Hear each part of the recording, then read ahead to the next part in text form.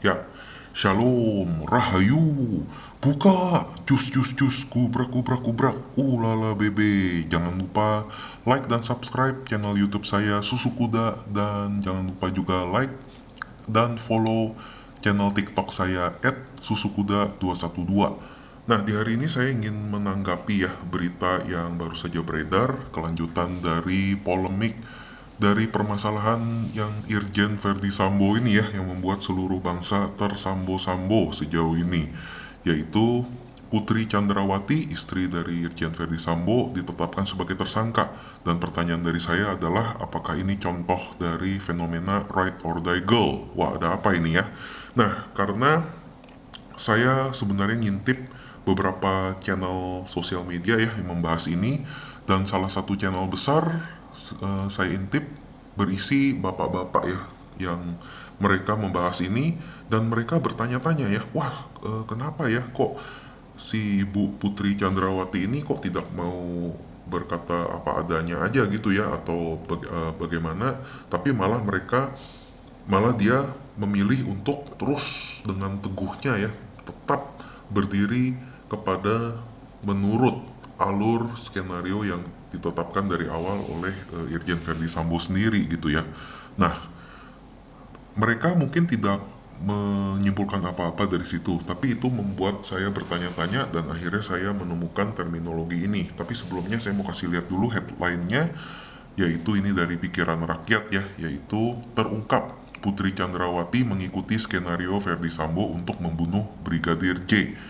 Dan headline kedua yang benar-benar membuat saya bertanya, jadi terinspirasi ya untuk membuat video ini, selain itu adalah ini ya, jadi tersangka pembunuhan Brigadir J, Putri Chandrawati terancam hukuman mati.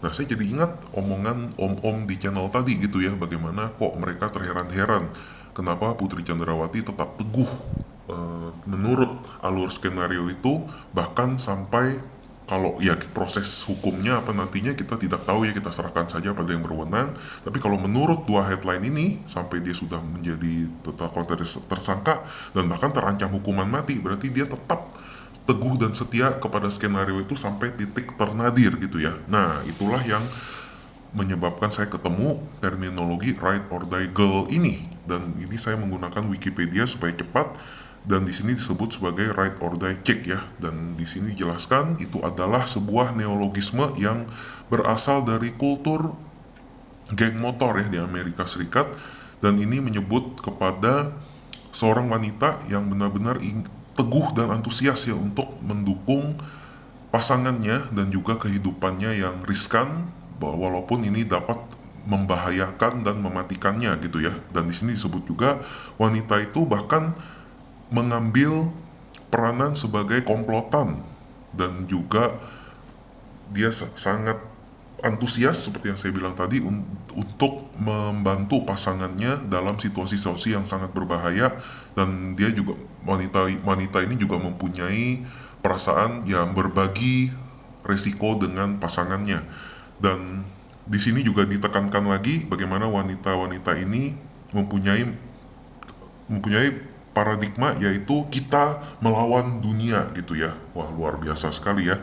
Dan di sini contoh yang disebut adalah Bonnie and Clyde ya, yaitu sepasang perampok yang sangat terkenal di Amerika Serikat ya di tahun 1930-an. Ini ceritanya sangat panjang, tapi intinya adalah bagaimana si Bonnie ini ya, yaitu seorang wanita ini, dia setia kepada Clyde, pasangannya, sampai titik nadir terakhir. Mereka sudah sangat meresahkan Amerika pada saat itu, dan akhirnya mereka ditembak ya dengan sangat brutal ya. Akhirnya itulah akhir perjalanan mereka ya, teman-teman bisa baca ceritanya. Jadi intinya begitu ya, si Bonnie ini setia sampai titik nadir.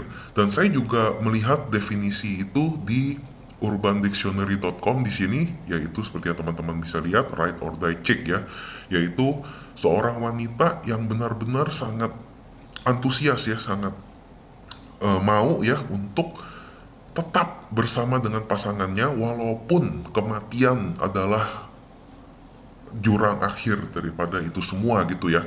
Luar biasa sekali ya. Dan contoh sejarah yang disebut di sini tentu saja adalah Eva Braun ya, yaitu adalah seorang wanita ya, di mana dia adalah pasangan dari Adolf Hitler ya, mantan pemimpin dari Jerman di zaman Nazi Germany di kira-kira 1930-an sampai 1940-an ya, zaman Perang Dunia Kedua ya, dimana di akhir dia tetap setia ya kepada Adolf Hitler sampai di akhir, dimana kota Berlin sudah jatuh ya karena pasukan merah daripada Uni Soviet sudah memasuki Berlin dan menguasai Berlin. Dan akhirnya dia di momen itu di dalam bunker ya, di dalam bunker di momen paling akhir dia menikahi Hitler itu sendiri. Dan kurang dari 40 jam kemudian mereka bunuh diri bersama. Eva Braun menggigit dan menelan satu kapsul cyanida dan Hitler sendiri menembak kepalanya dengan pistol. Jadi ini adalah dua contoh yang sangat luar biasa ya. Dan fenomena Ride or Die Girl ini saya juga bingung juga ya, kenapa wanita-wanita ini bisa mau ya tetap teguh dan setia sampai di akhir ini. Ya, kalau saya pikir ya, mungkin ini harus ada pembahasan khusus. Tapi wanita-wanita ini ya mungkin mereka merasa pasangannya ya, laki-laki yang mereka ini adalah laki-laki terbaik yang mereka sudah dapatkan gitu ya. Contohnya adalah Irjen Verdi Sambo ini ya, yang kita tidak bisa meragukan lagi bahwa dia adalah seorang laki-laki yang bernilai sangat tinggi gitu ya. Dia pangkatnya sangat besar, kekayaannya ya sudah tidak diragukan lagi ya, tidak berseri bahkan disebut ya, dan dia mempunyai kekuasaan yang sangat luar biasa ya. Kita udah menyaksikan ya, dan dia sampai bahkan dia disebut dengan pangkatnya adalah polisi dari polisi, dia disebut seperti itu. Dan belum lagi yang konsortium gelap yang beredar di media sosial kemarin ya, dimana ini jaringannya dan sebagainya itu sangat luar biasa sekali.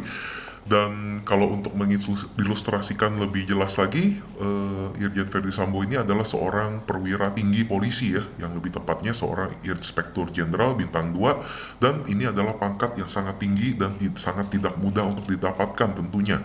Kita bisa lihat dari Tamtama sampai dengan Pati itu adalah perjalanan yang sangat jauh ya. Ini banyak sekali pangkat yang mesti dilalui, dari sampai brigadir garis miring Bintara saja ada 4 pangkat di situ. Terus ada Bintara lagi, ada 2 pangkat di situ, dan perwira pertama ada 3 pangkat. Perwira menengah dari komisaris sampai kombes polisi juga ada 3, dan barulah memasuki pangkat perwira tinggi yaitu brigadir jenderal dengan bintang 1 dan Inspektur Jenderal bintang 2 ini, di mana Irjen Verdi Sambo mencapai karirnya sampai situ ya. Nah, jadi sangat luar biasa sekali.